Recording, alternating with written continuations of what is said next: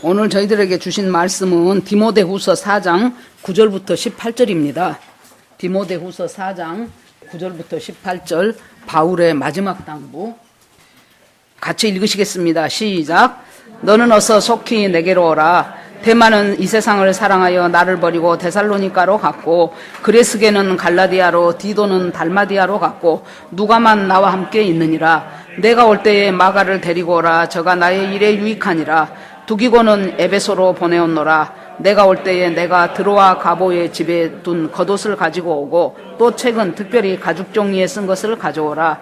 구리장색 알렉산더가 내게 해를 많이 보였으며 주께서 그 행한 대로 저에게 갚으시리니 너도 저를 주의하라. 저가 우리 말을 심히 대적하였느니라. 내가 처음 변명할 때에 나와 함께한 자가 하나도 없고 다 나를 버렸으나 저희에게 허물을 돌리지 않기를 원하노라. 주께서 내 곁에 서서 나를 강건케 하심은 나로 말미암아 전도의 말씀이 온전히 전파되어 이방인으로 듣게 하려 하심이니 내가 사자의 입에서 건지웠느니라. 주께서 나를 모든 악한 일에서 건져내시고 또 그의 천국에 들어가도록 구원하시리니 그에게 영광이 세세 무궁토록 있을지어다. 아멘.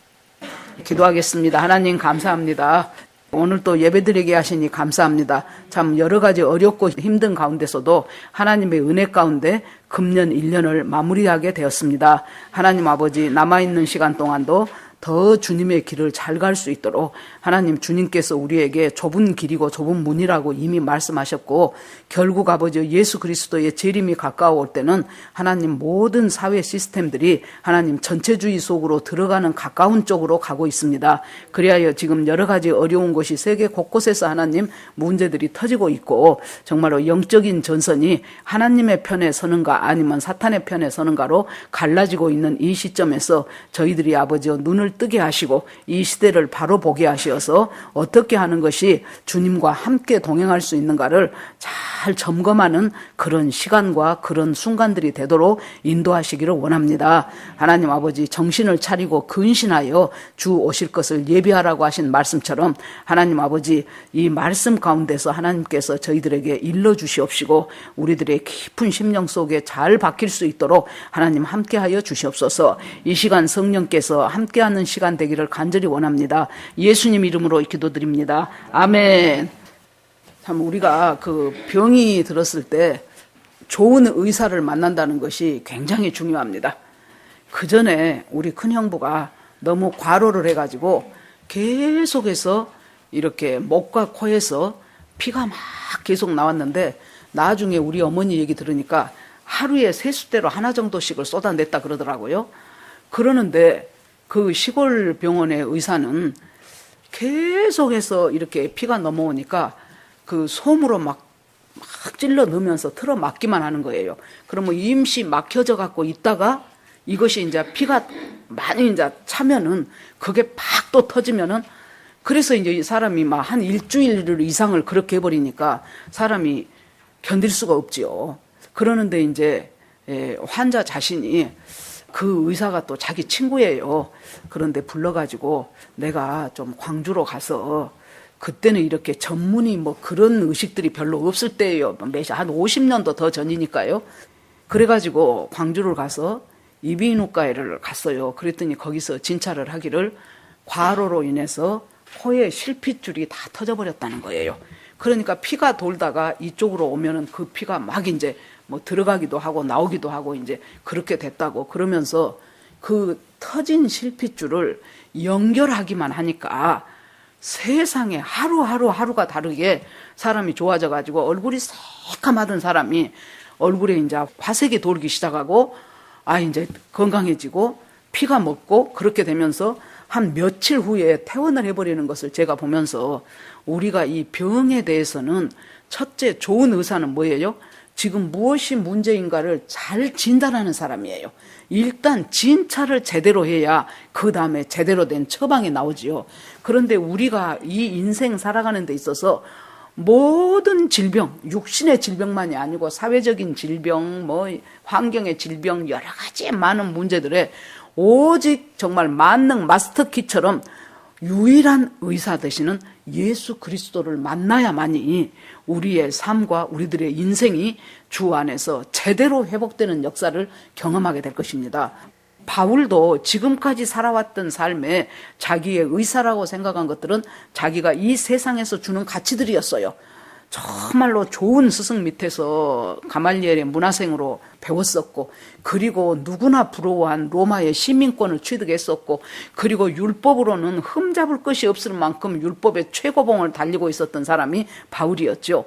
그런데 예수 그리스도를 다메섹 도상에서 딱 만나고 나니까 야, 진정한 의사가 누구인가를 알게 된 거예요.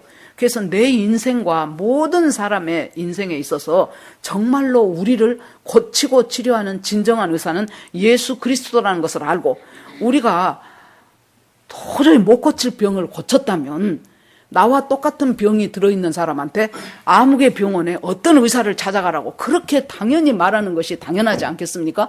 그런 것처럼 이 나를 살린 이 예수를 이제부터는 나는 예수를 몰라서 죽어가고 있는 저 영혼들에게 내가 이 예수를 전해줘서 살도록, 영벌에서 영생으로, 지옥에서 천국으로 그렇게 바꿔주는 일에 내 모든 인생을 투자하는 것이 가장 가치 있는 내 삶이라는 것을 깨닫고, 그때부터 그렇게 살기 시작해서 이제 1차, 2차, 3차 하면서 모든 그곳으로 다니면서 복음을 전하기 시작을 했지요. 그랬는데 이 바울이 오늘 디모데후서 4장은 디모데후서 중에서도 제일 마지막 장입니다.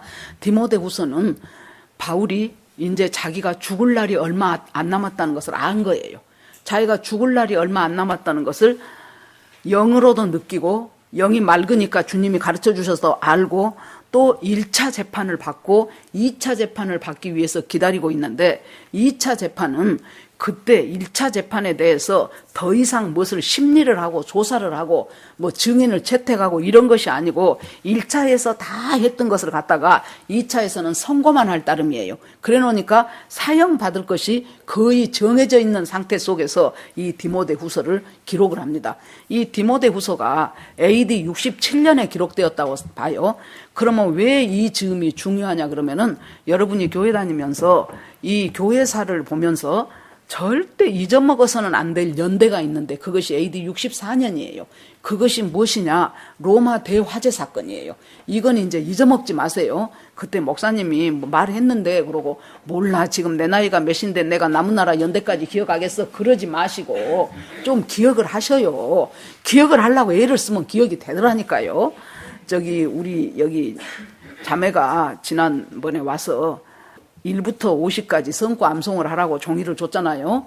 그래 놓으니까 목사님은 또 뭐 이런 것을 주시나 그러면서 자기는 나 이런 거 잘 못해 그렇게 생각했대요.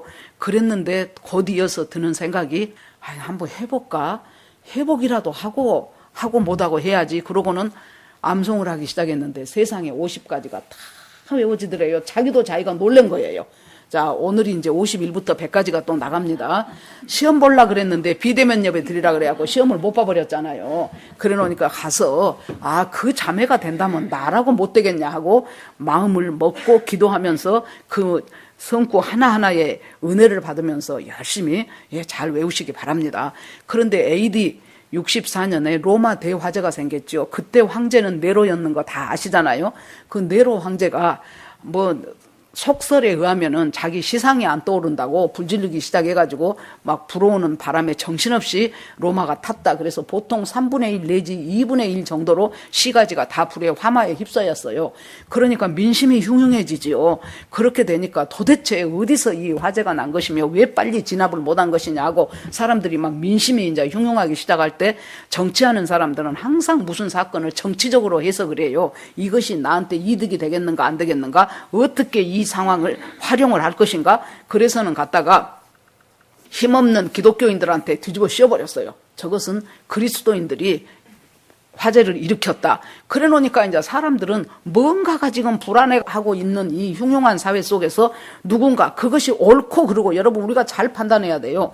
옳으냐 그르냐를 떠나서 저것이 그랬단다 그러면은 그래 저건 나쁜 놈이네 그러고는 그쪽으로 확 쏠려버려요. 그러고 나중에 이제 엄청나게 그쪽은 피해 당하고 나서 나중에 아닌 것이 밝혀지면 내가 알았냐 아니면 말고, 이렇게 무책임한 것이 군중들이에요. 그래서 그때부터 이제 엄청나게 기독교인들은 정말로 놀라운 핍박들을 받기 시작해서 그때 로마를 떠나고 뭐 사자굴에 집어넣고 뭐 경기장에서 물어뜯기게 하고 엄청난 핍박들이 그때 계속 이어지는, 그것이 64년인데 지금 디모데후서를 쓴 것이 67년이니까 바로 그 어간이잖아요. 그래서 밖으로는 로마의 박해가 극심했었고 안으로는 내부에서 거짓 교사들이 많았어요. 그래서 바울이 전한 이 귀한 복음을 살짝 왜곡을 해버려요. 그리고 유대주의를 신봉하는 또 유대인들이 건너와가지고 유일신은 하나님 하나뿐이다, 무슨 놈의 예수가 하나님의 아들이고 하나님의 신이냐, 말도 안 된다, 그러면서 많은 사람들이 또 그것에 넘어가기 시작하는, 외부로는 박해요, 내부로는 분열이고, 이런 속에서 많은 사람들이 예수님을 떠나서 가기 시작했던 이 시점에 이제 바울도 자기가 죽을 날이 얼마 안 남았다는 것을 깨닫기 시작하고 디모데에게 편지를 씁니다. 편지를 쓴 것이 디모데후서지요. 그런데 그곳에서 오늘 4장에 보면은 너는 속히 오라 그래요. 속히 나한테 좀 와주라. 지금처럼 비행기 타면 몇 시간 갈 수 있는 거리가 아니잖아요. 배 타고 가야 돼요. 그런데 겨울이 되면은 왜 속히 오라 그랬냐 그러면 곧 겨울이에요.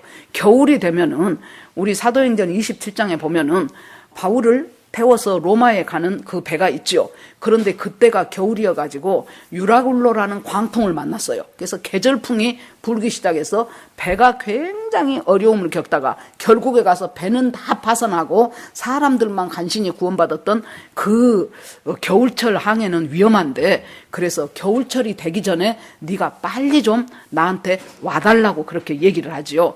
그러니까 여러분, 이 겨울이라는 것은요, 우리가 여러 가지 의미로 생각해 볼 수 있습니다. 먼저 지금이 우리가 겨울 초입에 들어왔지요. 이렇게 차를 타고 가면서 우리 집 있는 쪽으로 쫙 돌리다 보면은 양쪽으로 봄에는 벚꽃이 쫙 아름답게 피어요. 가을에는 은행잎과 벚꽃의 붉은 것이 조화를 이뤄가지고 아주 또 단풍이 아름답습니다. 그런데 지금은 보면 어쩌면 그렇게 약속이나 한 듯이 모든 나무 잎은 다 떨어졌어요. 겨울은 어떤 것입니까? 나한테 있어서 불필요한 것들을 떨궈내는 계절이 겨울이에요. 그래서 이 겨울을 지내야 돼요. 추운 겨울을 지내서 내년 봄에 또 새싹을 틔워야 되는, 다시 말하면 본질이 아닌 것들을 떨쳐버리는 계절이 겨울이에요. 그 다음에 우리가 또 겨울은 환경적인 겨울을 생각할 수가 있습니다. 환경적인 겨울은 지금 내가 너무 힘들어. 저 옆 사람은 잘 나가는지 모르는데 나는 앞으로 봐도 뒤로 봐도 어디 도움의 손길이 있을 수 없는, 그렇다 그래서 대안이 있지도 않는 그런 심각하고 어려운 상황 속에 내가 처했다 그러면 나는 지금 환경적인 겨울을, 광야와 같은 세월을 지금 살아가고 있는 거예요.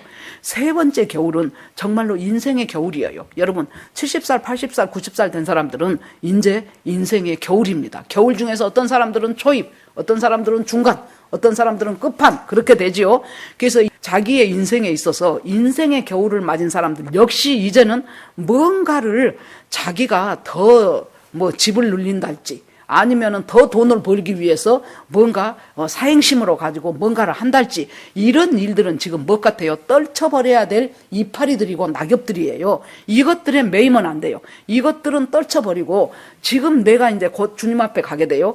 예수님이 와서 갈 수도 있고 예수님이 오기 전에 내 인생이 끝날 수도 있어요. 이제 내가 해야 될 것은 내 인생의 가장 본질적인 것이 무엇이고 핵심적인 것이 무엇인가를 생각하면서 비본질적인 것들은 털어내는 작업들을 해야 돼요.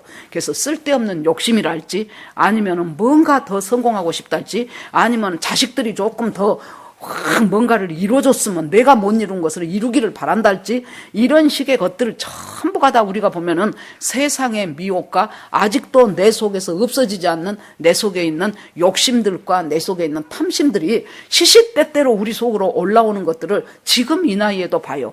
옛날에 우리 할머니가 그때 연세로 71세에 돌아가셨어요. 그랬는데 아프기 시작하고 돌아가시고, 그때 우리 할머니는, 이 일은 우리 어머니는 새벽 4시부터 정말로 손에 지문이 달아질 정도로 그렇게 일을 하고, 우리 할머니는 어머니가 그 바쁜 속에서도 좋은 솜씨로 만들어준 깨끗한, 여름에는 한산 모시로 옷 입고 겨울에는 양단으로 두루마기 해서 입고 그렇게 하고 한바탕 돌고 오고 아는 집에 놀러 가고 그렇게 하는 것이 우리 할머니인데, 반드시 무엇을 쥐고 살았냐 그러면은 곡간 열쇠. 보면 지금도 저도 기억이 나요. 열쇠가 몇 개 있어요. 뭐 큰 것, 작은 것, 그다음에 뭐 쌀 내는 것, 그다음에 보리 내는 것, 막 그것을 줄줄줄줄 담고 어디를 가더라도, 그러니까 우리 할머니가 갔다가 오셔야 문을 열고 쌀, 보리 그런 것들을 내서 밥을 할 수가 있도록. 그런데요, 그때까지는 그랬다 쳐요. 아파가지고 거의 의식이 왔다 갔다 하는데도 자기가 누워있는 요 밑에다가 그 열쇠를 반드시 넣어요. 그러면은 이제 우리 어머니가, 어머니 저기 밥 해야 되는데 열쇠 주세요. 그러면 그러냐? 그러고 그때 그걸 빼서 또 줘요. 아이, 그걸 며느리한테 맡겨버리지. 뭐하러 힘들게 그때마다 자기가 일어나서 또 빼갖고 주고. 그러고 나서 뭐예요? 꼭 빨리 갖고 오너라잉 그래요. 그래서 그때는 그런가 보다 했는데 나중에 생각해 보니 사람이 죽을 때까지 재물에 대한 욕심, 탐심, 자기 권리, 그것을 포기를 못하는 것이 인간이구나 싶더라고요. 그런데 겨울이라는 것은 여러분, 이 모든 것들을 하나씩 하나씩 떨쳐버리는 작업을 하는 것이 겨울이에요. 또 더 나아가서 인생의 겨울을 넘어서 이제 영적인 겨울이 있어요. 지금 저는 이 시기는 영적인 겨울이라고 생각합니다. 곧 예수 그리스도가 재림하시는 영적인 겨울을 우리가 지금 살아가고 있어요. 어떤 의미에서는 처음에 이 코로나 막 생길 때 제가 계시록 6장에 나오는 바로 6인, 그 중에서 4번째 질병, 사망의 영, 청황색 말이 오라 하니까 나와가지고 기근과 질병과 사망이 막 부러지는 그 역사. 지금 이제 들리는 소문에 의하면은 더 두고 봐야 알겠지만은 중국 있는 데서 또 다시 이것보다 훨씬 더 심각한 전염병이 지금 또 퍼지기 시작하고 있다는 소리를 들었습니다. 여러분, 거기다가 또 무슨 또 조류독감인가 또 뭐 그것까지 또 오고, 이렇게 어떤 전염병이라든가 이런 것 속에서 끊이지 않아가는 시대를 우리가 살아가고 있는데 왜 그럴까요? 이것은 영적인 겨울이에요. 이 영적인 겨울을 하나님께서 이런 전 세계가 이 팬데믹 속에서 난리를 치는데 하나님이 모르실까요?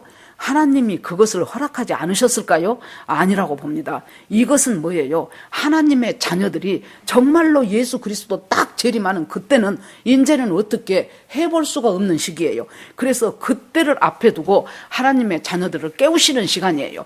지금 너희들이 지금 그동안 추구해왔던 것이 뭐냐? 그거 지금 여기에 무슨 소용이 있냐? 이제 그것들, 그 비본질적인 것들 다 털어버리고 이제는 오직 주님만을 사랑하면서 주님만을 섬기면서 날마다 살아가는 것이 내일 모레 1년 후 10년 후를 기대하지 말고 매일 주시는 은혜로 매일 감사하면서 살아가는 그 삶을 살기 위해서 너희들은 깨어나라. 그리고 주님 오실 것 대비해라. 그리고 준비해라. 네가 주님이 입혀주신 그 의의 옷을, 그 하나님이 주신 그 옷을 어디에 점이 묻었는가, 티가 묻었는가를 보면서 그것을 회개하고 예수의 보혈로 씻으면서 날마다 그렇게 살아가는 시기란다 하는 것이 영적인 겨울이에요. 이 겨울을 앞두고 디모데에게 빨리 오라고 지금 바울이 편지를 보냅니다.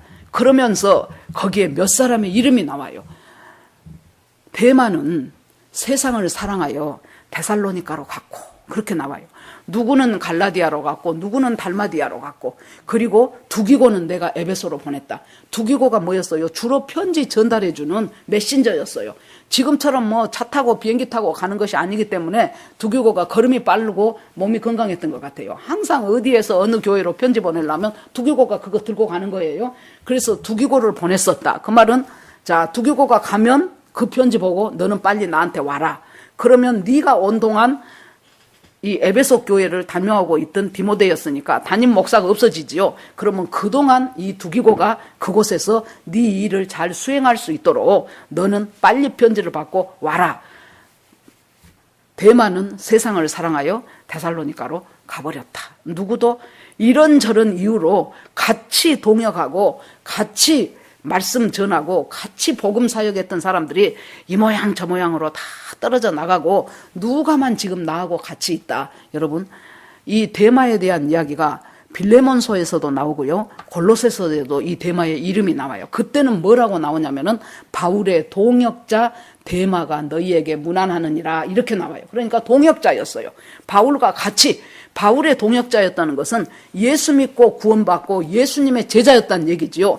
그런데 그 빌레몬서를 쓸 때가 지금부터 한 5, 6년 전이에요. 그래 놓으니까 그때까지는 바울의 동역자이고 예수님의 제자였는데 그 5, 6년이라는 시간이 지내오는 사이에 대마는 마음이 돌아서기 시작했어요. 우리가 여러분, 그래서 구원이라는 것은 끝까지 가는 거예요. 끝까지. 우리가 잘못된 구원이 뭐예요? 나 구원의 확신이 있다고 하면서, 내가 이 말은 아주 정말로 100번도 했을 것 같아요. 내 구원의 확신이 있다고 하면서 나는 하나님과 상관없이 살아도 나는 죽으면 천국 갈 거라고 생각하는 이 착각에서 벗어나야 돼요. 보세요. 그 바울의 동역자라고 성경에 3번이나 나온 사람이 여러분 구원의 확신 없었겠습니까? 여러분 예수님을 안 믿었겠습니까? 그런데 어째요? 얼마든지 뒤돌아갈 수 있다는 얘기예요. 얼마든지 주님으로부터 떠날 수 있다는 얘기예요. 그러니까 바울이 내가 다른 사람한테는 복음을 전해서 다 예수 믿게 하고 내가 거기서 떨어질까 봐 심히 두려워한다 그랬어요. 바울 같은 사람도 끝까지 내가 구원을 이루지 못할 수도 있다는 그것을 붙잡고 살았다는 얘기예요. 그런데 하물며 우리같이 세상적이고 우리같이 흔들리기 쉬운 사람들이 두렵고 떨림으로 말씀으로 한 발 한 발 나가가지 않으면 언제 우리는 제2의 대바, 제3의 대바가 돼버릴지 아무도 모른다는 거예요. 그러니까 두렵고 떨림으로 구원을 이루어 가야 돼요. 우리가 구원은 시작부터 끝까지 구원이에요. 구약이나 신약이나 구원은 똑같아요. 구약의 구원은 엄청 엄격하고 신약의 구원은 좀 느슨하다고 생각하면 큰 오산이에요. 여러분 보세요. 예수님이 복음서에서 마지막 때에 대한 이야기를 마태복음 24장, 누가복음 21장, 마가복음 13장 쭉 얘기를 하시면서 예를 든 사람이 둘이잖아요. 누굽니까? 노아의 때와 같고 그리고 또 롯의 철을 기억하라. 노아와 롯 때를 주님이 예를 들어요. 이것이 뭡니까? 구원이라는 것은 노아의 방주에서 노아의 식구 8사람이 구원을 얻었죠. 그러니까요, 거기서부터 파생되었다는 것을 알 수 있는 것이 여러분 한자를 보세요. 한자에 보면은 여러분들 집에 가셔가지고 김명현 박사 알잖아요. 창조과학회 하시는 그분의 한자에 나타난 성경 그런 한번 쳐보세요.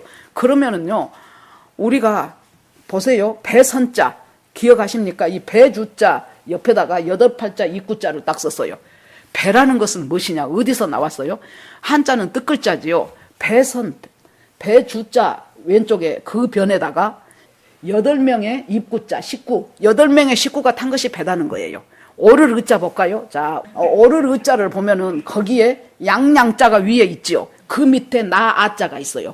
양 밑에다가 나를 딱 놓는 것이 옳다는 거예요. 그것이 오를 의자예요. 한두 가지가 아니에요. 그런 예를 들면은 여러분 그렇게 해서 이 사람들이 얼마든지 우리의 구원은 구원받았다고 확신을 하니까 그래서 예수님한테 뭐라 그래요? 주여 주여 내가요 귀신도 쫓아냈고요 병든 자도 고쳤고요 내가 전도도 많이 했어요. 그러니까 예수님이 뭐라 그래요? 내가 너희를 도무지 모르노라 그랬죠. 우리는 그냥 모르노라 그렇게 생각을 하니까 이 한국은 시제가 과거 현재 미래밖에 없어요. 그런데 여러분 옛날에 영어나 다른 외국어 배울 때 봐봐요.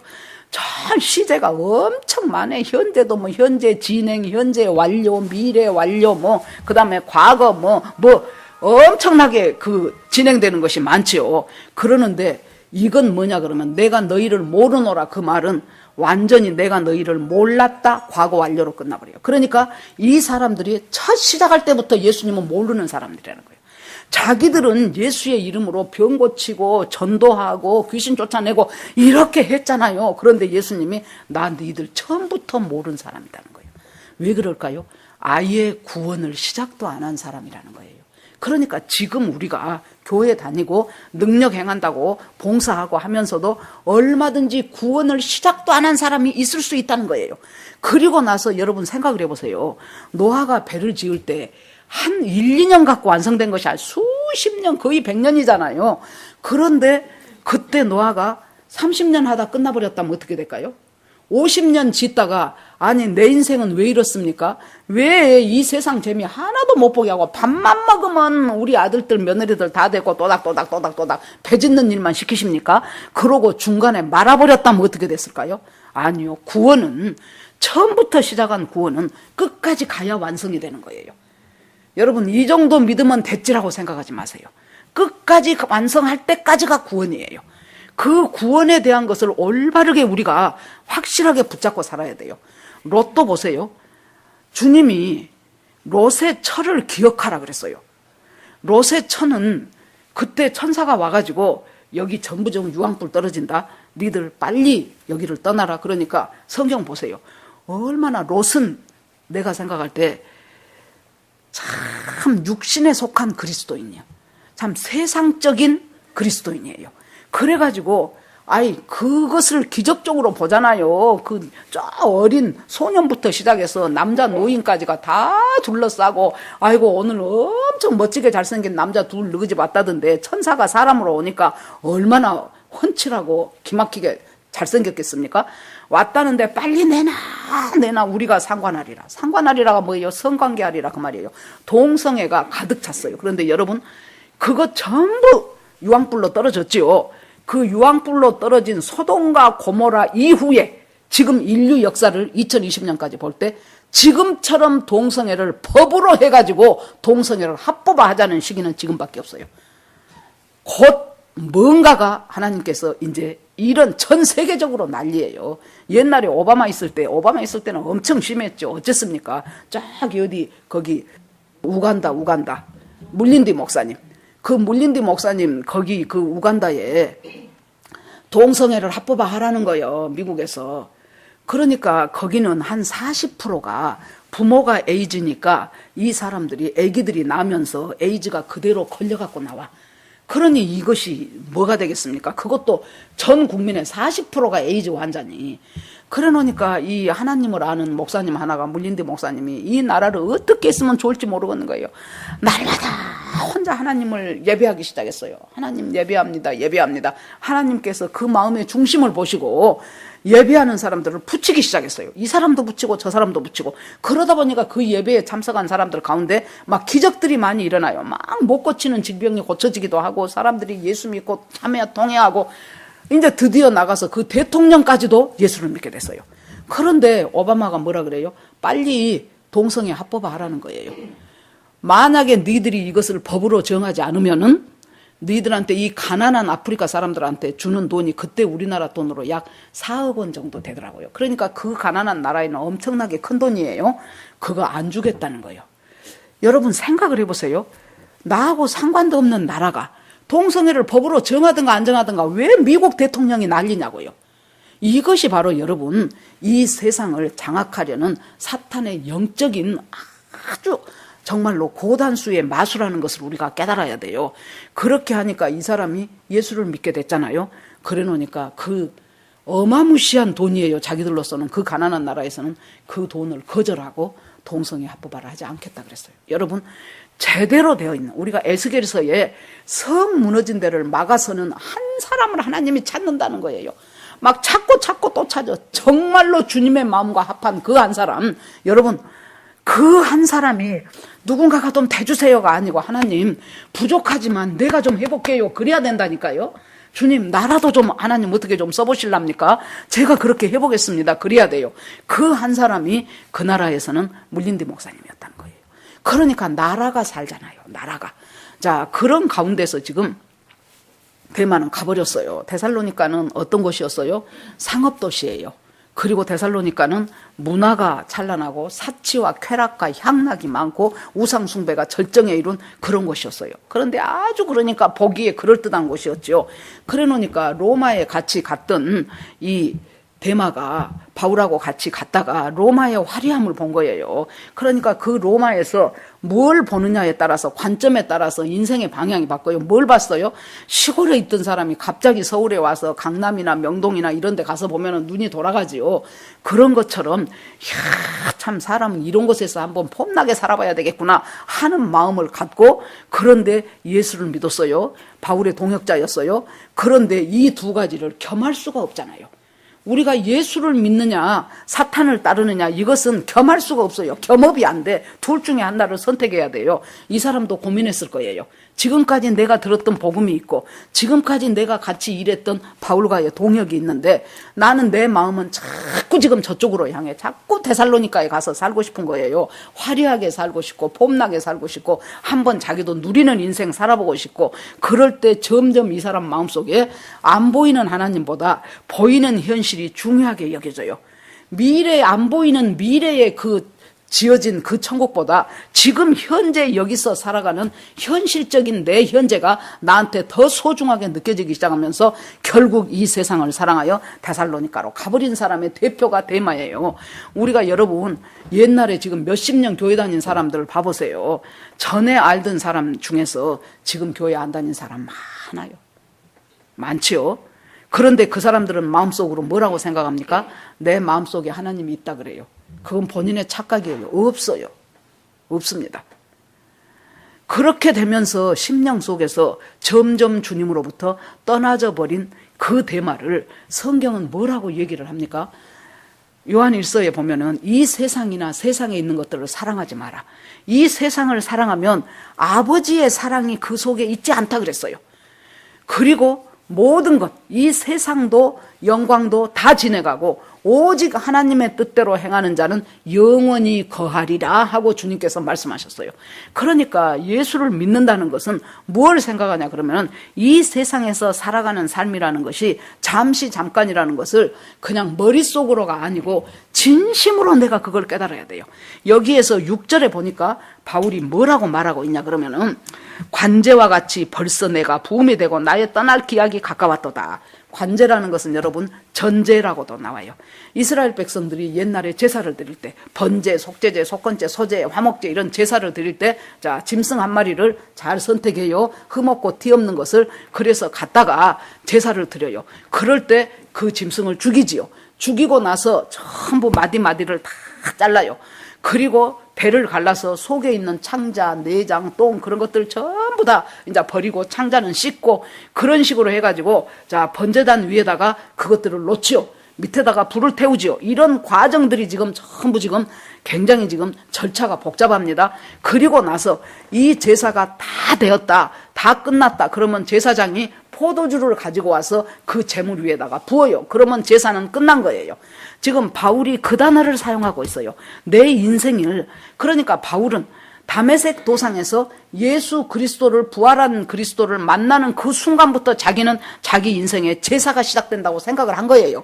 그래서 그 제사가 시작되고 자기는 제물이 되고 그 제사가 이제 끝나가는 지점에 와 있다는 거예요. 그래서 그때 이 관제처럼 부음이 되고 내가 떠날 날이 이제 가까웠구나. 거기서 죽음이라든가 나는 끝났다라든가 이런 단어를 사용하지 않고 관제와 같이 부음이 되고 떠날 때가 됐다. 떠난다는 것은 여러분 뭡니까? 이 원 단어의 의미가 배를 항구에 와서 정박을 해놨다가 그 배가 항해를 해야 될 때 이렇게 밧줄을 풀어요. 그러면 밧줄을 풀고 배가 넓은 바다를 향하여 나아가지요. 그런 것처럼 죽음이라는 것은 무엇이냐?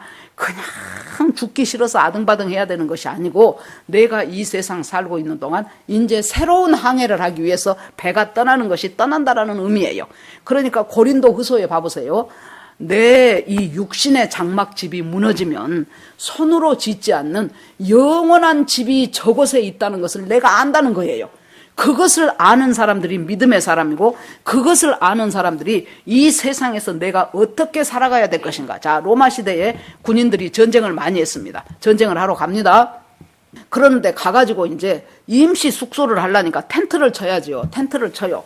그런데 전쟁에서 이겼어요. 그러면은 제일 대장이 뭐라 그러겠어요? 우리가 전쟁을 승리했다. 그러니까 너희들 전부 이제 텐트를 걷어라 그래요. 그러면 그 텐트를 걷어라라는 말은 뭐예요? 고향으로 갈 수 있다는 거죠. 사랑하는 우리 가족들이 기다리고 있는 고향으로 간다. 그러면 그 텐트를 걷을 때 쓸쓸한 마음으로 걷겠습니까? 아니면 우울한 심정으로 걷겠습니까? 아니죠. 기쁨과 설렘으로 그 텐트를 걷겠지요. 이걸 걷어서 이제 개켜가지고 이제 가방에 넣고 이제 고향 앞으로 간다. 지금 죽음이라는 것이 그런 거라는 거예요. 하나님과 함께 있을 그곳을 향하여 지금 텐트를 걷는 거예요. 그래서 육신의 장막, 텐트, 육신을 갖고 있는 이 텐트가 무너져 버리면은, 그러면 나는 그 텐트를 걷어서 내가 영원히 살아갈 그 영원한 본향을 향해서 떠나는 것이 죽음이라는 거예요. 그래서 바울은 지금 죽음을 이렇게 이해하고 있습니다. 그러면 여러분, 이 세상을 사랑하면 아버지의 사랑이 그 안에 있지 않는다고 했는데, 그러면 이 세상에 대한 사랑이 뭐예요? 안목의 정욕, 육신의 정욕, 이성의 자랑이다 그랬죠.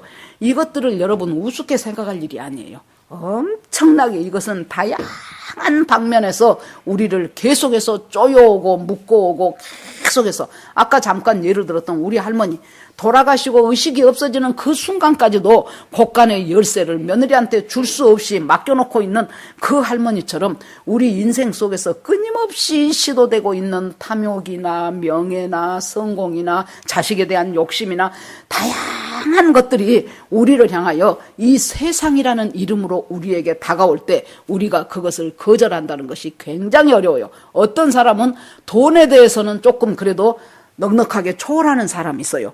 그러면 그 사람은 다른 것을 못 놔둬. 어떤 사람은 또 돈에 대한 집착이 너무 강한 사람이 있어요. 어떤 사람은 명예에 대한 집착이 무지하게 강해. 어떤 사람은 자식들에 대한 집착이 엄청나게 강해요. 다양한 방법으로 우리를 하여금 이 세상이라는 이름으로 우리를 갖다가 못 넘어가게 하는 그 많은 것들, 이것이 대마만 그랬겠어요? 지금은 우리가 이 설교를 듣고 있는 저와 여러분도 어느 부분에 있어서는 굉장히 그것을 놓지 못하는 그것들이 있다고 말이에요. 그래서 대마는 그렇게 세상을 사랑해서 갔다라고 얘기를 하고, 그리고 나서 이제 부탁을 3가지를 합니다. 당부를. 첫째, 네가 올 때 마가를 데리고 와라. 마가는 내 일에 유익한 사람이라 그래요. 마가가 누굽니까? 바로 마가복음을 기록한 마가예요. 나중에 베드로와 함께 전도여행을 다니면서 베드로가 한 말을 전부 기록했던, 그래서 복음서를 만들었던 그 마가는 여러분, 예수님이 승천하시면서 아버지의 약속하신 것이 올 때까지 너희들이 예루살렘을 떠나지 말고 기다려라 그랬죠. 그래서 그들이 마가의 다락방에서 120명이 모여서 마가의 다락방에서 예수님이 말씀하신 대로 오로지 기도에 힘썼던 그때 성령이 오순절 날이 이름에 성령이 임하잖아요. 그러면 여러분 120명을 수용할 수 있는 다락방이 있는 집이라면 그 집이 얼마나 크겠습니까? 생각을 해보세요. 집이 엄청나게 크고 한마디로 말해서 부잣집 아들이었다는 얘기예요. 그래 놓으니까 자기가 그곳에 있으면서 성령에 임하는 것 봤지요. 초대교회에서는 기적이 일상이에요. 초대교회에서 베드로하고 요한이 나갔다가 3장에 보면은 나면서부터 안전병이 되어 있는 사람한테 내게 은과 금은 없거니와 나사렛 예수의 이름으로 걸어라 그러니까 그 사람이 팔딱팔딱 뛰면서 걷고 찬양하고 성전에 올라가고, 이런 일들이 날이면 성경에 기록된 것이 그 정도니까 날이면 날마다 엄청나다 그 말이에요. 그래 놓으니까 막 그때마다 얼마나 믿음이 고치가 되겠습니까? 그래서 야 진짜 하나님 살아계셔, 하나님 짱이야 막 그렇게 하면서, 더군다나 이 마가는 삼촌이 바나바였어요. 바나바는 초대교회 지도자였어요. 별명이 권위자예요. 권위자란 말이 권위가 있단 말이 아니고 권면하고 위로하는 사람이에요. 그러니까 그 교회 안에서 권면해야 될 사람 척척하게 권면하고 위로해야 될 사람 척척하게 위로하면서 사람들의 믿음을 갖다가 향상시켜주는 아주 그 교회에 없어서는 안 될 그 초대교회의 중요한 지도자가 바나바였는데, 그 바나바가 자기 삼촌이었어요. 그래가지고 이제 안디옥 교회에서 바울과 바나바를 선교사로 2사람 파송을 하죠. 그때 누가 따라가요? 이 바나바가 삼촌 나도 데리고 가 해갖고 따라갔어요. 그러다가 얼마큼 가다 보니까 힘들거든. 날마다 일어나는 기적도 잘 안 일어나거든. 그러면서 어려워요. 고생 안 해보던 사람이 고생하려니까 힘들어요. 그러니까 아이고 나는 더 이상 못하겠네 땡치고 돌아가 버렸어요. 예루살렘으로 가버렸어요. 그렇게 1차 전도여행을 마치고 이제 2차 전도여행을 가려고 하니까 바나바가 마가 같이 데리고 가자 그래요. 그러니까 바울이 뭔 소리냐, 쟤 그때 1차 전도여행 할 때 그거 못 견디고 떠나버렸지 않냐, 저런 애들을 같이 팀에 합류를 하면은 다른 사람 사기까지 떨어진다. 저것은 절대 안 된다. 안 된다 그래요. 그러니까 이제 너는 어떻게 그렇게 사람을 단정적으로 말하냐. 사람이라는 것이 이런 과정을 거쳐가면서 저 사람도 믿음이 성장할 수 있지 않냐. 둘이가 바나바는 사람 중심, 바울은 일 중심. 일 중심인 사람은 결과주의예요. 사람 중심인 사람은 과정을 중요시해요. 그래갖고 이 사람들은 언젠가 서로 부딪힐 수밖에 없어요. 한 사람은 일 중심이니까 성과 중심이고 무조건 밀어붙이는 그런 타입이고, 한 사람은 좀 더디 가더라도 사람과 함께 천천히 가는 것이 옳다라고 하니까 부딪힐 수밖에 없죠. 그래가지고 엄청나게 둘이가 성경에 기록될 정도로 박터지게 싸운 거예요. 훌륭한 사람들이니까 안 싸울 줄 압니까? 엄청나게 싸웠어요. 그래서 그때 바나바는 자기 조카 마가를 데리고 구브로 지방으로 이제 선교지가 달라진 거예요. 가고, 바울은 그때 신라를 데리고 다른 쪽으로 가요. 자, 이렇게 세월이 흘렀습니다.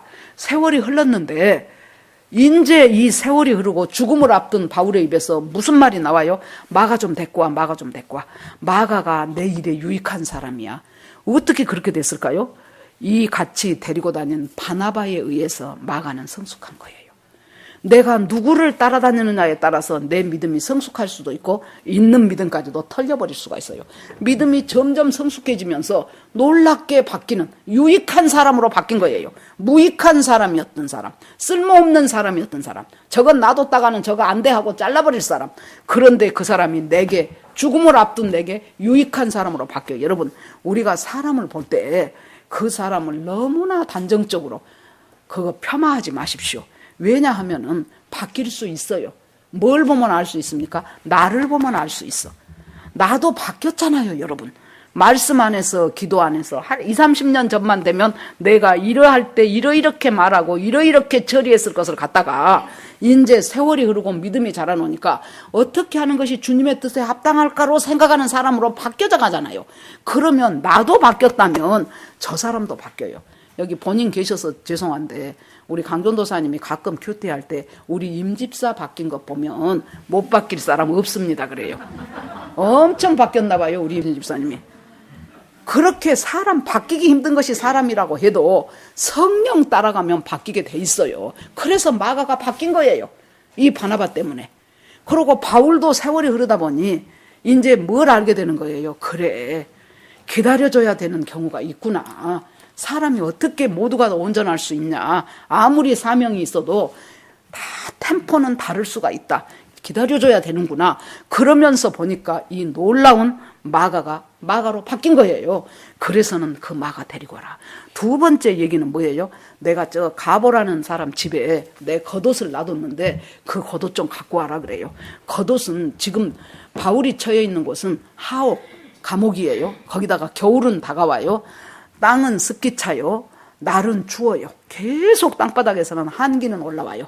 거기다가 참 습기까지 차요. 그러니 얼마나, 이때는 이제 바울이 나이도 좀 많이 먹었어요.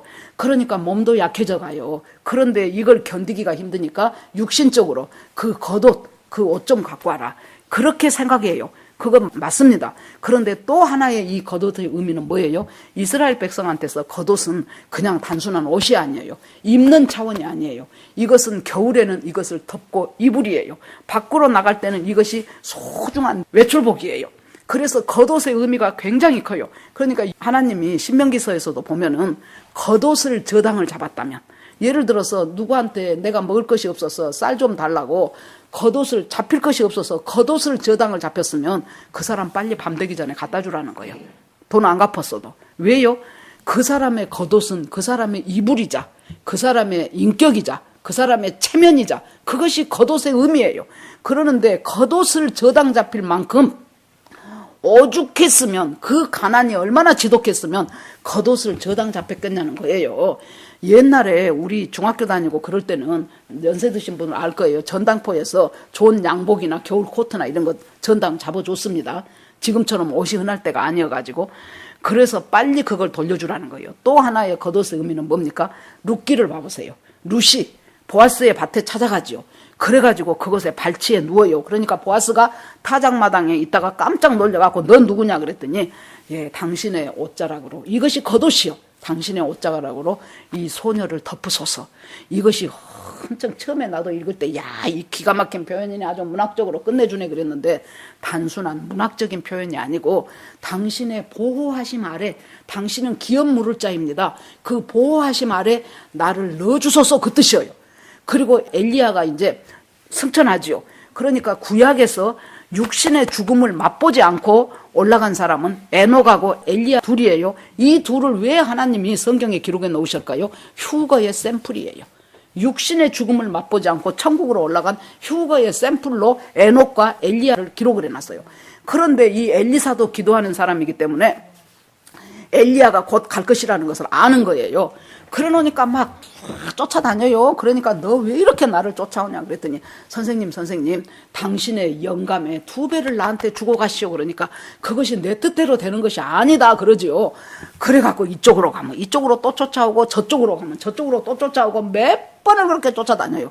그러자 갑자기 불병거와 불말이 그냥 확 오면서 길을 내면서 엘리야가 그냥 불병거 타고 승천할 때 그때 엘리야가 뭘 줍니까? 겉옷을 갖다가 엘리사한테 줘요. 이 겉옷을 가지고 엘리사가 강을 치는데요. 착착착착 하고 강 표면을 치니까 그 위로 갈라지면서 엘리사가 가는. 그러니까 저 멀리에 있던 선지 생도들이 야 엘리사가 엘리야의 영감을 그대로 받았다 했던 바로 그것. 즉 뭐예요? 겉옷을 가져오라는 것은 아까 말씀한 것처럼 인생을 마주치면서 제가 함석헌 씨의 시 한 수를 제가 읽어드리겠습니다. 자, 제목이 그 사람을 그대는 가졌는가. 말리길 나서는 길 처자를 맡기며 맘 놓고 갈 만한 사람 그대는 가졌는가. 온 세상 나를 버려 마음이 외로울 때도 저 맘이야 하고 믿어지는 그 사람을 그대는 가졌는가. 기울어지는 뱃전에서 구명복 나에게 주면서 당신만 살아야 된다고, 당신만은 살아야 된다고 당부할 수 있는 그 사람을 그대는 가졌는가. 그 뒤로도 계속 이어집니다만은 거기까지만 소개를 할까요? 지금 바울은 바로 이 그 사람, 내 뒤를 대신해서 엘리야가 엘리사에게 그 영감을 계승했던 것처럼 지금까지 평생을 복음을 위하여 달려왔던 자기의 그 복음의 사역을 그대로 계승해줄 바톤 터치한 사람으로 디모데를 택한 거예요. 그래서 겉옷을 나에게 가져오라 한 거죠. 그래서 자기 인생을 한마디로 어떻게 바울은 정리하냐면 7절에 나와 있어요. 내가 선한 싸움을 싸우고 나의 달려갈 길을 마치고 믿음을 지켰으니. 자기의 인생을 정리할 때 여러분 보세요. 주님 뜻대로 살아야 되는데요. 제가 너무 부족한 것이 많아요. 그 말만 하다 우리가 가야 되겠습니까? 바울은 뭐라 그랬어요? 나는 선한 싸움. 정말로 선한 싸움을, 선하다는 것은 성경에서 뭐예요? 하나님과 바른 관계예요. 그래서 하나님과 바른 관계를 갖기 위해서 자기는 많은 싸움을 했다는 거예요.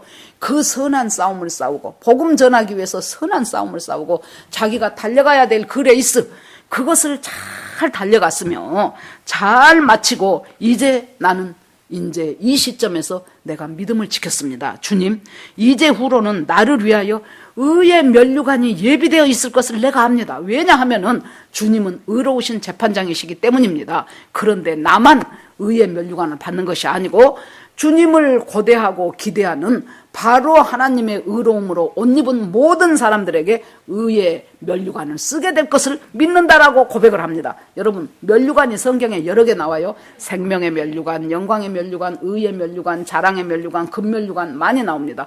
그 중에서도 여기에서 의의 면류관을 쓰게 될 것이라고 했던 이유는 뭘까요? 지금 재판을 받는다 그랬죠. 그런데 인간의 재판은 많이 좌지우지돼요. 옛날에 그런 말이 있었잖아요. 무전유죄, 유전무죄. 돈 있으면 있는 죄도 삭감돼버리고 돈이 없으면은 변호사도 제대로 못 사고 그렇게 되면은 그냥 몽땅 뒤집어 쓸 수도 있고 인간의 재판이라는 것은 그럴 수가 있다는 거예요. 그런데 참으로 공정하신 재판, 참으로 의로우신 재판장, 참으로 정의로우신 재판장, 바로 그 하나님 앞에, 그 예수 그리스도 앞에 내가 설 때 주님께서 의의 면류관을 나에게 씌워주실 것을, 여러분, 나는 그냥 뭐 상 받고 그런 것은 아니고 그냥 나는 구원만 받아도 좋아, 겸손한 것 같지요. 여러분 봅시다. 지금 이제 엊그저께 수능을 마쳤어요. 그 아이들 마음속에 자기들이 가고 싶은 학교들이 있을 것입니다. 그 학교를 놓고 열심히 내가 지금 어느 학교 무슨 과를 가서 내 앞으로 내 인생을 어떻게 펼쳐야 되겠다는 그 꿈이 있는 사람하고 그 비전이 있는 사람하고 그냥 될 대로 시험 봐갖고 성적 나오는데 아무데나 가지 그런 사람하고 공부하는 자세가 같겠습니까? 우리 그리스도인의 신앙생활도 마찬가지예요. 내가 내 인생의 이 장막을 벗어나서 내가 주님 앞에 갔을 때 내가 하나님 앞에 어떤 면류관을 쓰고 싶구나. 주님이 나에게 잘했다, 착하고 충성된 종아 하면서 나에게 그 칭찬을 내가 듣고 싶구나. 그렇게 하고 신앙생활 한 사람하고 아이고 그냥 나는 지옥만 면하면 돼 이렇게 한 사람하고 신앙생활하는 그 정체성이 같겠냐 그 말이에요. 그래서 옷을 가지고 오라고 그렇게 부탁을 하고, 세 번째 부탁은 뭐예요? 가죽 종이에 쓴 그 책을 가져오라는 거예요. 그러면 이 책이 뭐냐? 학자들의 견해를 이렇게 보니까 두 가지예요. 하나는 뭐예요? 무조건 구약성경. 그 가죽 종이에 쓴 책이니까 구약성경이지. 뭐 저는 그럴 수 있다고 봅니다. 또 다른 견해는 뭐냐면은 그 당시에 책은 파피루스에 적인 둘둘둘 말아진 두루마리 책과 또 하나는 양피지에 적혀진 잘 보관을 잘하기 위해서 양피지에 적혀진 책과 그랬는데 바울이 자기가 이렇게 전도 여행을 다니면서 곳곳마다 얼마나 많이 다녔습니까? 그때마다 하나님께서 어떻게 인도하셨고 무슨 일을 당했을 때 어떻게 주님이 함께 하셨고 그것들을 적어놓은 것, 그것이 나중에 전부 뭐가 됩니까? 바로 우리 주님의 은혜 가운데서 전부 신약성경, 바울이 기록한 14권의 신약성경이 돼버리는 그것을 가지고 오라고 하지 않았을까? 왜? 이제 마지막으로 정리하기 위해서. 자, 좋습니다. 구약성경이라고 해도 좋고 그것이라고 해도 좋아요. 결국에 가서 결론은 뭡니까? 내 인생이 내 인생으로 끝나는 것이 아니고 내가 말씀을 가르치든지 아니면은 내 체험을 전달하든지 간에 어찌됐든 간에 내 뒤따라오는 사람들은 전부 복음의 선한 사업에 참여할 수 있는 사람이 되게 하기 위해서. 여러분, 우리가요 나 잘 믿고 끝나면 됩니까? 아니죠. 내 자식 때에 복음을 더 이어받아서 그 자식들이 나보다 더 복음의 삶을 살아갈 수 있는 사람이 돼야 되고 그 자식은 또 그 부모보다 더 복음으로 잘 살아낼 수 있는 사람이 되어야 되는 것이, 그것이 우리들이 이 세상에 살아가면서 우리들의 책임이고 우리들의 의무고 그렇게 되지요. 그래서 그것을 가져오라고 얘기를 합니다. 자, 당부가 개인적인 당부 같지만은 이 사사로운 당부가 실은 바울이 자기 죽음을 앞두고 놀랍고 중요한 당부를 지금 세 가지를 하고 있습니다. 그리고 나서 처음에 복음을 같이 시작할 때 함께 시작했던 사람들이 이 모양 저 모양으로 다 떠났어요. 다 떠났는데 그 사람들에게 허물을 돌리지 말기를 원하노라 그래요. 떠났다고 해서 그 사람을 악한 사람이라든가, 어떤 교회에서는 그 전에 보니까 자기 교회를 떠나면 목사님이 저주를 받을지어다 그런다 그러더라고요. 아니, 세상에 그런 사람도 있을까 싶어질 정도로 하나님의 사람이지 내 사람은 아니잖아요.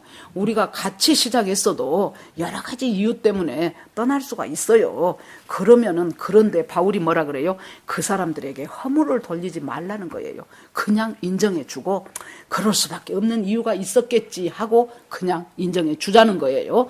자, 그러면서 이 바울이 마지막으로 하는 말이, 사람들은 그렇게 떠나도 17절에 주께서 내 곁에 서서 나를 강건하게 하시더라. 그리고 사자의 입에서도 나를 구원하셨다. 이 사자는 정말로 사자가 무는 것이 아니고 자기 생명의 위협 앞에서도 그때그때마다 하나님은 사람은 떠나도 주님은 안 떠나더라. 그렇게 해서 나를 위로하시고 격려하시고, 예루살렘에서 자기가 잡혀서 핍박을 받을 때도 주님이 그 밤에 나타나서 뭐라 그랬어요? 두려워 말아라, 담대해라. 네가 예루살렘에서 복음을 전했던 것처럼 로마에 가서도 너는 복음을 전해야 될 것이니까 이 예루살렘에서 안 죽은다 그 말이에요. 그러니까 담대해라 라고 했지요. 자, 배 타고 로마로 가는데 유라굴러라는 광풍을 만나가지고 이 배가 전부 파손이 되고 사람들은 지금 아주 죽을 것 같고 뭐 난리가 났죠. 그러는데 그때도 기도하는 가운데 주님께서 뭐라 그래요? 안 죽는다. 배는 파손될 것이다. 그러나 사람은 한 사람도 상하지 않고 그대로 다 구원을 받게 될 것이다 라고 말씀하죠. 그러니까 자기의 이 모든 지나간 경험을 미루어 보면서 사람들은 떠나 정말로 내 사람인 것처럼, 나하고 죽을 때까지 같이 갈 것처럼 그렇게 하는 사람들도 이 사람은 이 핑계대고 떠나고 저 사람은 저 핑계대고 떠나고 그러지만은 주님만큼은 떠나지 않고 항상 내 곁에서 나를 사자의 입에서 생명의 위협에서도 건지시고 복음을 진행하는 데 있어서도 주님은 나와 함께 하셨고 그리하여 모든 것으로 말미암아 전도의 말씀이 온전히 전파될 수 있도록 하신 분이 주님이시고 그 죽음의 경우에서도 나를 건지셨고 모든 악한 일에서도 주님이 건져주시고 이제 결국 바로 이제 내가 얼마 안 남았는데 이제 나를 천국에 들어가게 하기 위해서 그때도 또 주님의 구원이 나와 함께 하시리니 그에게 모든 영광이 세세무궁토록 있을지어다 하고 예수 그리스도를 찬송하는 것으로 이 디모데서를 끝마칩니다. 여러분, 우리가 인생을 지금 살아가는데요. 지금 한 60 넘고 70 넘고 이러신 분들은 지금 우리가 인생의 겨울을 살고 있어요. 이 겨울이라는 것은 아까 뭐라고 했습니까? 본질이 아닌 것들을 펼쳐버리는 기간이 겨울이에요. 여러분, 본질이 뭡니까? 예수 그리스도의 구원 안에서 그 구원 안에서 내 삶을 하나하나 구원에 비추어 가면서 살아가고 구원으로 영접되고 인도되는 것이 바로 내 본질이에요. 우리 인생의 본질이에요. 그런데 이 본질이 아닌 것에 얼마나 우리가 많이 뒤를 돌아다보고 옆을 돌아다보고 아주 쓸데없는 것에 관심을 많이 갖고 이런 것들을 이제는 떨고 내는 시간이고 이런 것들이 이제 더군다나 영적으로도 지금 겨울이 와서 언제 무슨 일이 일어날 줄 모르는 시간 속에서 우리들이 살아가고 있어요.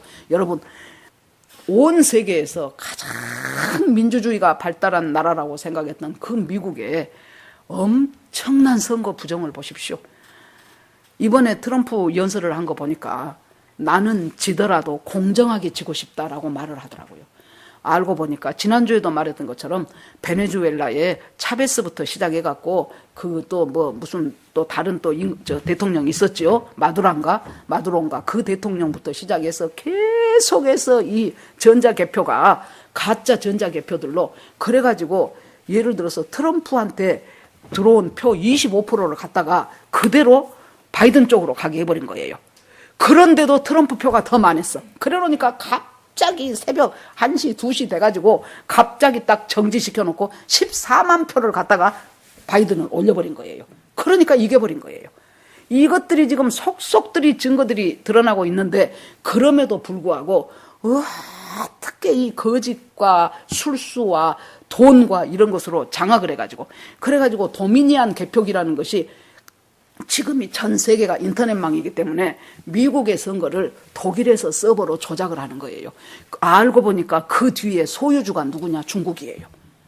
그런 속에서 지금 살아가고 있어요. 그래서 여러분들이 공병호 TV라든가 지금 이 우리나라의 언론들은 전부 그쪽으로 CNN이나 이런 것들을 말 앵무새처럼 되풀이하기 때문에 믿을 수가 없어요. 그래서 이충근 박사 국제정치, 공병호 TV, 그 다음에 신윤균 국방TV 이런 분들 것을 우리가 잘 보세요. 잘 보시면서 아하 이렇게 되어가고 있구나. 미국의 어느 대학의 아주 천재라는 수학 박사가 이것이 왜 거짓말인가를 또 얘기를 했더라고요, 여러분. 그러니까 이것이 단순히 여러분 저 먼 데 있는 나라 대통령 A가 하냐 B가 하냐가 아니고 이것이 영적인 전선 가운데서 어떻게 하나님 안에서 이것들이 되어져 가야 돼. 이것이 지금 우리는 이미 예상하고 있었어요. 마음 아프지만 예상해요. 왜 그렇습니까? 적그리스도가 오기 전에 이 모든 이 전 세계의 시스템이요. 적그리스도가 통제를 하려면은 전체주의, 사회주의 쪽으로 돌아가야 통제가 가능해요. 자유민주주의 쪽으로 가면은 개개인의 인권과 개개인의 자유가 소중하기 때문에 통제가 잘 안 돼. 개개인 한 사람의 자유와 인권이 소중하기 때문에 그래서 지금 전 세계가 지금 자기 이권을 따라서 이리 돌고 저리 돌고 하면서 그쪽으로 몰아져가요. 한 가지 소망적인 것은 여러분 이것이 난 마음이 괴로워요. 그러니까 그 전에는 베드로서의 롯을 의로운 롯이 그 심령을 상했다 그러면 내가 그때마다 하나님 무엇이 롯이 의롭소 그러면서 읽었거든요. 그랬는데 이제 이해가 돼요. 우리가 의롭지 않은 사람이에요. 하나님이 의의 옷을 입혀줘서 의롭지. 그런데 의롭지 않는 우리도 얼마나 심령을 상합니까? 이 나라는 어떻게 될 것인가? 세계는 어떻게 될 것인가? 이 영적 전선은 어떻게 돌아갈 것인가? 굉장히 심령이 상해요. 어쩔 때는 진짜 마음이 지금 답답하고 두근두근하기도 하고 이것을 어떻게 지금 뚫고 나가야 되는가 싶어져요. 그러나 결국에 가서 제가 생각할 때는 하루하루 믿음으로 살다 보면은 어떤 날 주님의 때가 참에 주님이 재림하시는 나팔소리가 들려올 것입니다. 그리고 정말로 적그리스도 짐승의 표 받고 안 받으면 죽이고 그 모든 짐승 앞에 경배해야 되고, 이때는 우리가 휴거되고 난 후에 그 일로 계시록 13장으로 넘어가게 될 것입니다. 여러분, 지금 이 시대를 우리가 살아가고 있어요. 인생의 겨울도 영적인 겨울도 되고 있고, 그리고 모든 사회 시스템, 지금 전체주의 시스템 쪽으로 막 몰아져 가고 있는 이 시대 속에서 만약에 하나님께서 다시 한번 우리 이 전 세계에 기회를 주신다면은 그때 기회가 주어질 것이고, 그때 복음이 다시 한번 전파될 것이고, 그때 아마 주님께서 원하시는 대부흥과 대추수가 거의 제 생각하기에는 동시다발적으로 일어나지 않을까 하는 생각을 지금 갖고 있습니다.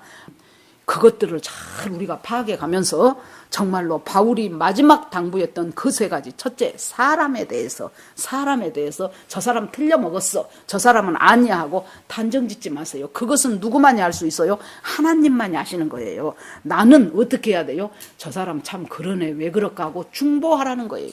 하나님, 저분이 저러네요, 돌이키게 해주세요. 하나님, 저분 참 훌륭한 분이었는데 왜 요새 와서 저렇게 묘하니 동성애 옳다는 쪽으로 나갈까요?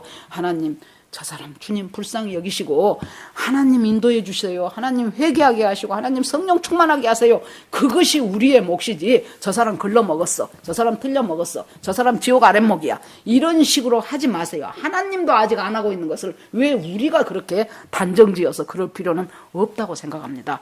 그러면서 예를 든 것이 뭐예요? 마가 보세요. 마가, 그 도망가 버렸던 마가가 다시 와서 나한테 유익한 사람이 된다고 말할 줄 누가 알았겠습니까? 그리고 믿음을 잘 계승합시다.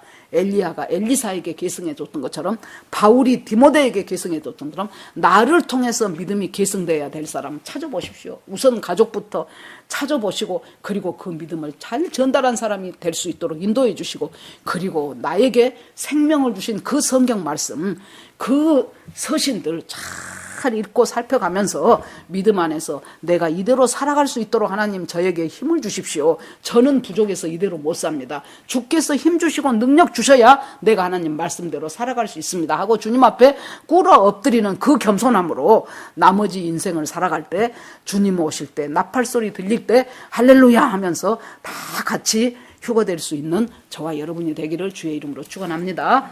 자, 이 시간 같이 주여 한번 부르면서 같이 기도하겠습니다. 주 하나님 아버지, 감사합니다. 오늘 말씀 가운데 함께 하셨던 주님을 찬송하고 찬송합니다.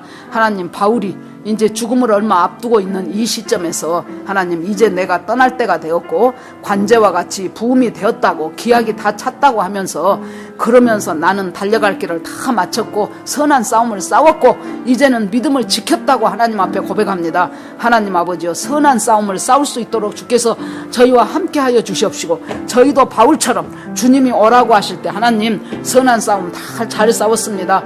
믿음의 레이스를 열심히 했습니다. 하나님, 이제는 믿음을 지켰습니다. 하나님이 나에게 주실 그 상급을 바라보면서 살았습니다 하면서 하나님 앞에 기쁨으로 갈 수 있는 우리 모두가 되기를 간절히 원합니다. 하나님 아버지, 참 어려운 시대를 저희들이 살아가고 있습니다. 하나님, 인생의 겨울도 되고 영적인 겨울도 되고 환경의 겨울도 되는 이 겨울을 살아가는 저희들에게 하나님, 이제는 아버지여 본질과 비본질을 파악하게 하여 주시옵소서.